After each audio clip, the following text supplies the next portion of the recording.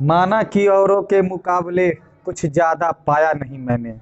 माना कि औरों के मुकाबले कुछ ज़्यादा पाया नहीं मैंने, पर खुद गिरता संभलता रहा। पर खुद गिरता संभलता रहा, किसी को गिराया नहीं मैंने। नमस्ते दोस्तों, मैं बाबा मिथुन फिर से आपका भोकाल एक्सप्रेस में स्वागत करता हूँ। चलते हैं बाबू। मेंसुरेशन का हमने पार्ट 1 का वीडियो चढ़ाया था। मोस्ट बीबीआई 5 क्वेश्चन, जो 5 नंबर आपको 10th के एग्जाम में देकर ही जाएगा। उसके आगे के सीरीज को हम बढ़ाते हैं और आज मेंसुरेशन को एंड करते हैं 5 नंबर का क्वेश्चन डालकर।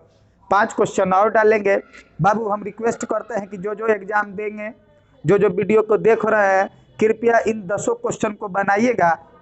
आपको एग्जाम में बहुत ही मदद मिलेगी, क्योंकि इन्हीं 10 में से एक 5 नंबर का मेंसुरेशन आने वाला है। तो चलते हैं हम लोग पहले क्वेश्चन की ओर। कहता है एक खिलौने का आकार इस प्रकार है कि एक अर्धगोले पर, ए बाबू अर्धगोला है, अर्धगोला पर एक 3.5 सेंटीमीटर त्रिज्या का शंकु रखा गया है। इसका मतलब है कि शंकु का बेस और अर्धगोले का बेस, मतलब जो ऊपर वाला हिस्सा है, वृत्ताकार हिस्सा है, वह दोनों एक है और इस प्रकार से यह एक खिलौना बन रहा है। तो कह रहा है उस यदि खिलौने की कुल ऊंचाई 15.5 सेंटीमीटर हो, यदि खिलौने की कुल ऊंचाई पूरा हाइट यदि 15.5 सेंटीमीटर दिया है, तो कह रहा है क्या निकालिए, कुल पृष्ठ क्षेत्रफल निकालिए, अर्थात टोटल सरफेस एरिया निकालिए। किसका निकालिए? खिलौने का निकालिए।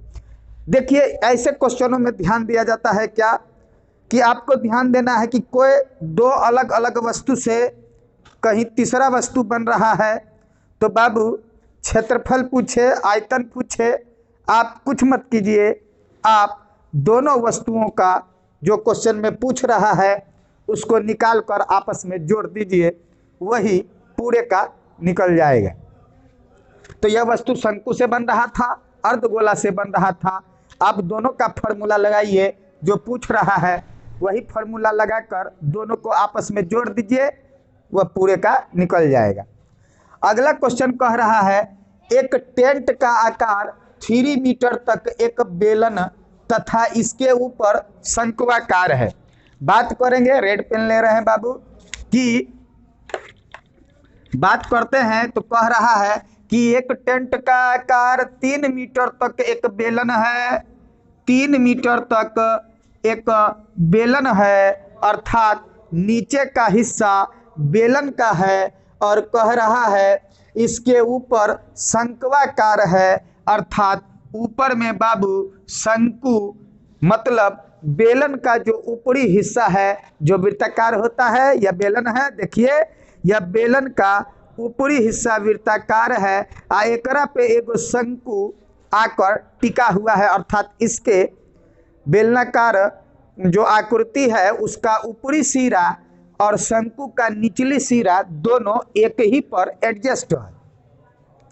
कहता है टेंट की कुल ऊंचाई 13.5 मीटर हो। टेंट जो है हाइट उसकी नीचे से जहां तक टेंट है 13.5 मीटर है।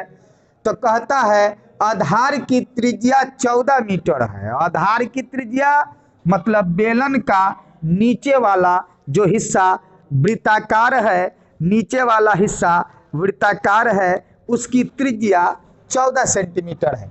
और क्या बोला क्वेश्चन में, कैनवास लगाने का खर्च क्या होगा। देखिए तंबू जो बनता है बाबू, आपने फिल्म में भी देखा होगा, बांस की आकृति का 4 को इस प्रकार से खड़ा कर देता है और ओकर ऊपर में पन्नी डाल देता है, उसके ऊपर में क्या डाल देता है, पन्नी डाल देता है, तो वह तंबू का आकार ले लेता है।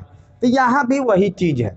अब कह रहा है कि कैनवास लगाने का खर्च क्या होगा, टोटल कितना उसमें प्राइस पड़ेगा, अमाउंट पड़ेगा, अर्थात कितना उसको खर्चा पड़ेगा यदि 80 रुपया प्रति वर्ग मीटर की दर से कैनवास लगाएगा।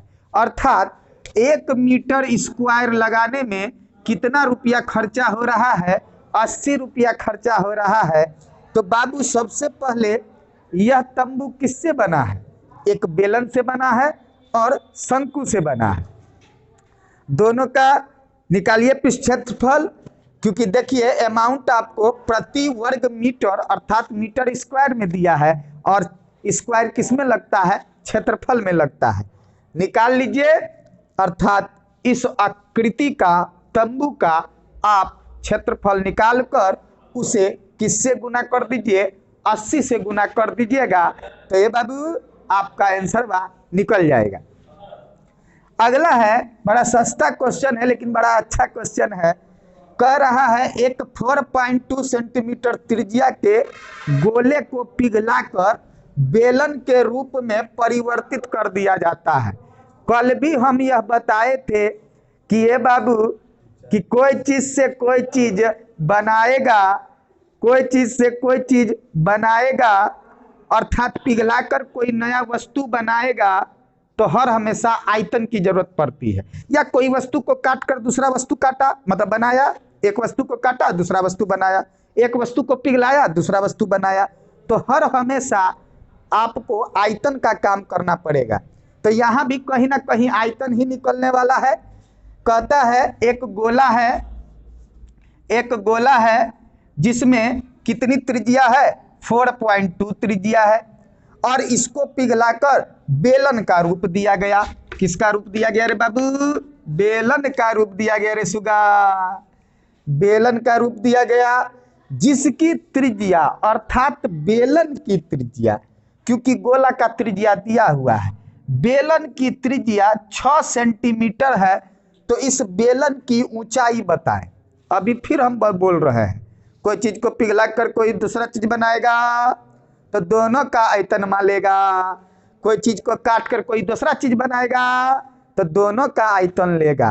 अर्थात यहाँ पर गोला को पिघला कर बेलन बना रहा है तो गोला का आयतन बराबर बेलन का आयतन।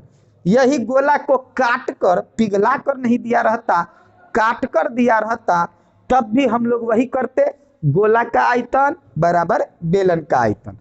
तो उम्मीद करते हैं कि यह तीनों क्वेश्चन आपको समझ में आया होगा। तो चलते हैं अगले 2 क्वेश्चन की ओर। अगला क्वेश्चन कह रहा है एक 28 सेंटीमीटर व्यास के धातु के एक ठोस को पिघलाकर, देखिए फिर वर्ड आ रहा है पिघलाकर, यह टैग वर्ड है। पिघलाया मतलब आयतन, काटा मतलब आयतन।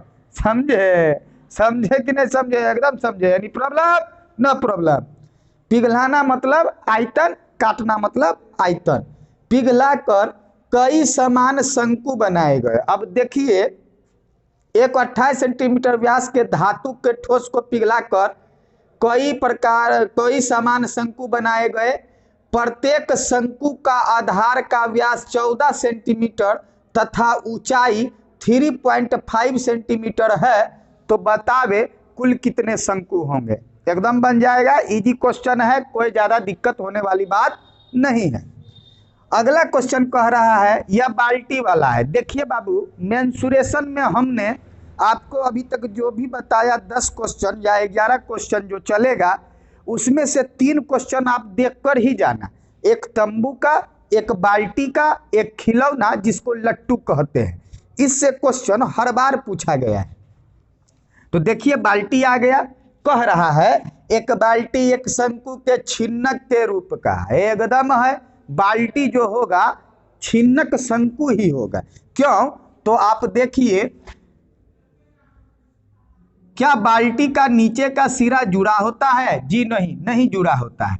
क्यों? क्योंकि बाल्टी जो होता है बाबू ऐसा होता है, बाल्टी जो है ऐसा होता है, अर्थात ऊपर भी कटा हुआ नीचे भी कटा हुआ, ऊपर भी वृत्त नीचे भी वृत्त। इसकी गहराई 15 सेंटीमीटर, गहराई का मतलब ऊंचाई ही कहिए, क्योंकि गहराई एक प्रकार की ऊंचाई होती है और ऊंचाई एक प्रकार की गहराई होती है।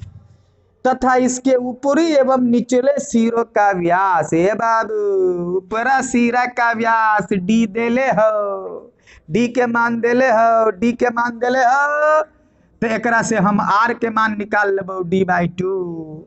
और निचलका के भी देले हो तो निचलको d से आर के मान निकाल लेंगे d/2। कहता है बाल्टी में कितना लीटर पानी अट सकता है। ए बाबू, बाल्टी में कितना पानी अट सकता है। और जब भी 3D से यह क्वेश्चन पूछेगा कि वो वाला वस्तुआ में कितना सामान अटेगा, तो आप याद रखिएगा अटने का मतलब ही होता है आयतन। क्या होता है? आयतन। तो कहीं ना कहीं इस क्वेश्चन में इस छिन्नक शंकु का अर्थात बाल्टी का आपको आयतन निकालना पड़ेगा। तो चलते हैं अगला क्वेश्चन। अगला क्वेश्चन कह रहा है एक बाल्टी जो एक शंकु के छिन्नक, देखिए फिर बाल्टी वाला प्रश्न आ गया, और यह छिन्नक के रूप में है तो सेम इस प्रकार का ही बाल्टी होगा। और बाल्टी ऐसा ही होता है जिसमें 28.49 लीटर दूध अटता है। ए बाबू, अटने का मात्रा तुमको देले है, एकर मतलब है कहीं ना कहीं आयतन का मान देले है। इसको अलग का बात है कि इसको चेंज करना पड़ता है, आप लोग जाने ही होंगे, बनाए होंगे, बना लीजिएगा। और कह रहा है इसकी निचली एवं ऊपरी तलों की त्रिज्याएं 28 और 21 सेंटीमीटर है। अर्थात यह बाल्टी का ऊपरी वृत्त का आर दिया हुआ है और निचल का वृत्त का आर दिया हुआ है। और आपसे पूछ रहा है बाल्टी की ऊंचाई निकाले, अर्थात x का मान क्या होगा। तो आशा करते हैं कि सारे क्वेश्चन आपको समझ में आए होंगे। तो जिनको भी यह वीडियो पसंद आ रहा है कृपया लाइक करें, हमें सहयोग करें, और जो पहले से हमारे चैनल के साथ जुड़े हुए हैं उनको दिल से धन्यवाद, वह भी लाइक करें और कृपया शेयर करें। तब तक के लिए धन्यवाद। शुभ रात्रि। जय हिंद, जय भारत।